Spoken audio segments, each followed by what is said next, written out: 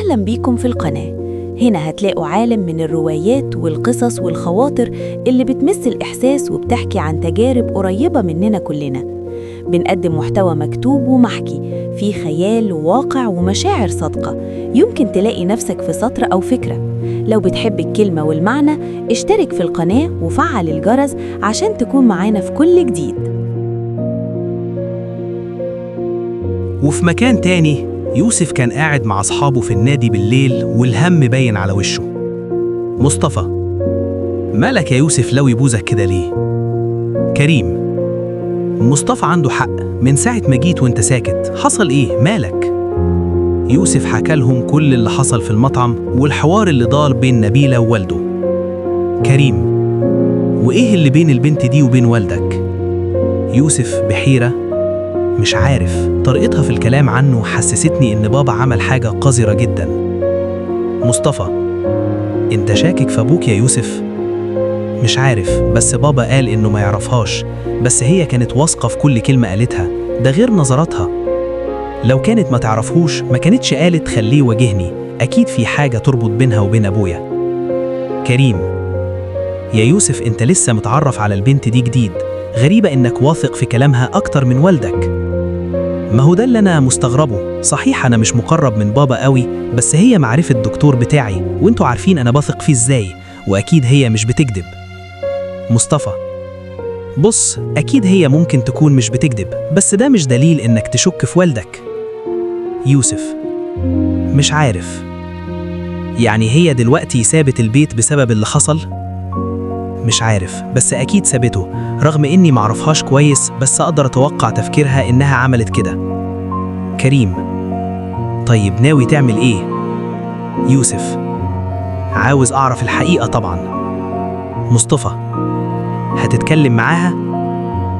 مفيش حل غير كده، البنت دي بتقول كل حاجة لما حد يستفزها، وعشان أعرف الحقيقة لازم استفزها. كريم: طيب لحد ما تعرف الحقيقة ما تظلمش والدك. يوسف: هحاول، مع إن مخي مش قادر يستوعب اللي بيحصل. مصطفى: ما تفكرش كتير، روح انت بس وفكر بعقل من غير تهور. تمام إن شاء الله، أنا ماشي، عاوزين حاجة؟ كريم ومصطفى: لا يا عم، مع السلامة. وفي مكتب الوزير حسام غالب كان في كلام شديد بينه وبين مساعده ودراعه اليمين ثروت. جرائية يا ثروت، أنا مش قلت البنت دي تتربى؟ أوامرك يا باشا، اعتبره حصل، هنوريها قرصة ودن بسيطة وهنخلي كل اللي ما يشتريش يتفرج عليها. مش عايز أسمع صوتها تاني، لأنها هتبتدي تقلب ابني عليا.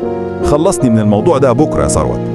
حاضر يا حسام باشا، الصبح هجيب لك خبرها. تاني يوم الصبح نبيلة اتأخرت على كليتها عشان المشوار طويل، ودخلت المحاضرة ورا يوسف على طول. معلش يا دكتور، أنا أسفة، الطريق كان بعيد. أظن وضحت قبل كده إن مفيش حد بيدخل بعدي يا آنسة. بقول لحضرتك يا دكتور الطريق كان بعيد. مش مشكلتي، اتفضلي يا آنسة، مش هتحضري المحاضرة دي؟ حاضر يا دكتور، زي ما تحب. سابت المحاضرة ومشيت، وفي آخر اليوم نبيلة كانت مع صاحبتها آية، وفجأة هجم عليهم كام راجل ومسكوا نبيلة، وقبل ما حد يمد إيده ظهر يوسف وصحابه. مش عيب لما تمدوا إيدكم على بنت؟ وانت مالك؟ خليك في حالك. مين ليه بعتكم؟ قول لي مين وهسيبك. ما اقدرش، دي فيها موتي. موتني يا باشا، هي موتة ولا أكتر. انقذ حياتك أحسن لك، مش هقول حاجة عنك حتى لو سبتك. ما تقولش لحد إنك اتكلمت وقلت، وأنا عند وعدي مش هفتح بقي. اللي بعتنا واحد اسمه ثروت، وبيشتغل عند الوزير اللي اسمه حسام. الاسم نزل زي الصعقة على يوسف، ما كانش مصدق إن أبوه بالبشاعة دي. ساب الراجل يمشي وهو دماغه بتلف، وما قالش لنبيلة أي حاجة، ومصطفى وكريم واقفين مصدومين من اللي سمعوه. أنا مش قادرة أفهم أنت ليه مش عايز تروح المستشفى؟ أنا كويس يا نسا نبيلة، ما تقلقيش، دي شوية كدمات بسيطة. على العموم أنت حر، وحمدية على سلامتك، ومتشكرة جدا على اللي عملته معايا. أنا ما عملتش غير الواجب.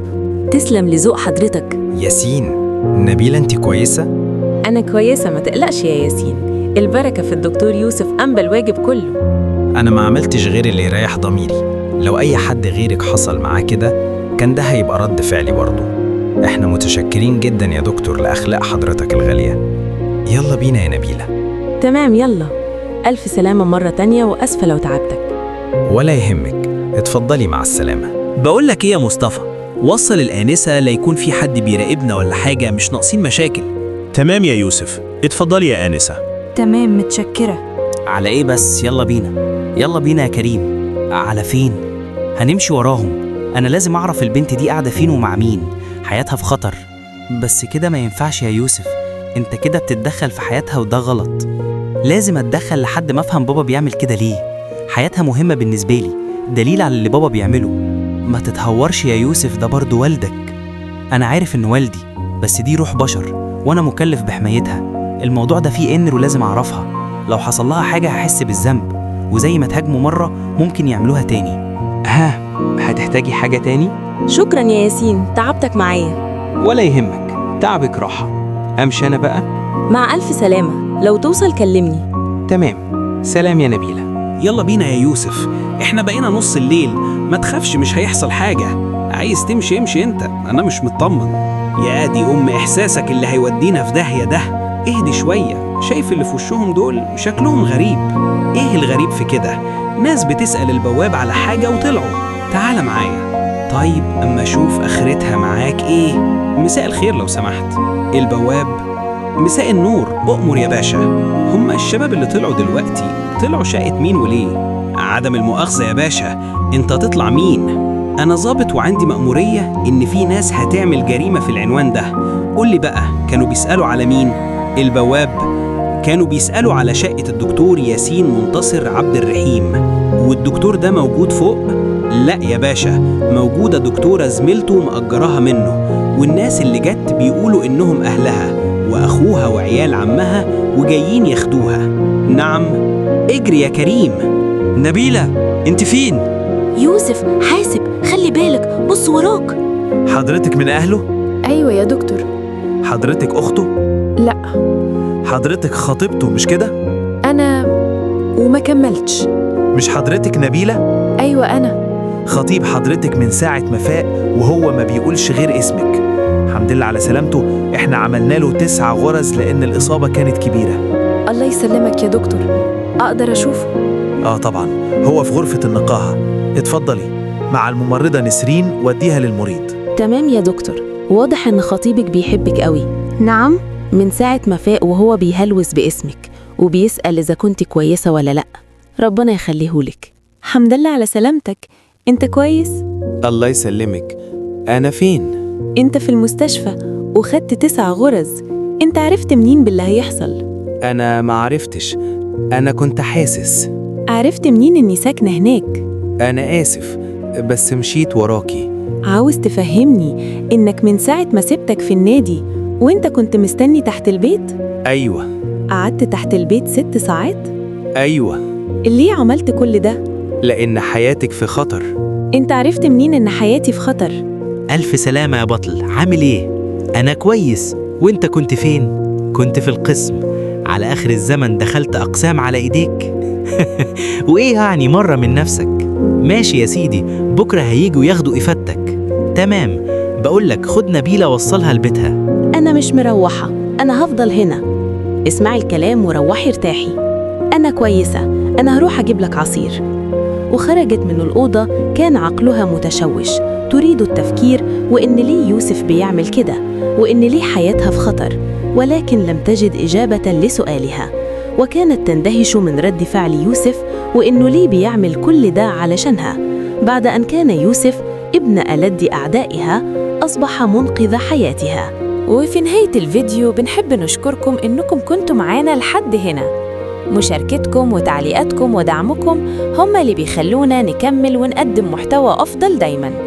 لو المحتوى عجبكم ما تنسوش الاشتراك في القناة وتفعيل الجرس عشان يوصل لكم كل جديد. مستنيين رأيكم واقتراحاتكم وشوفكم في فيديو جديد قريب.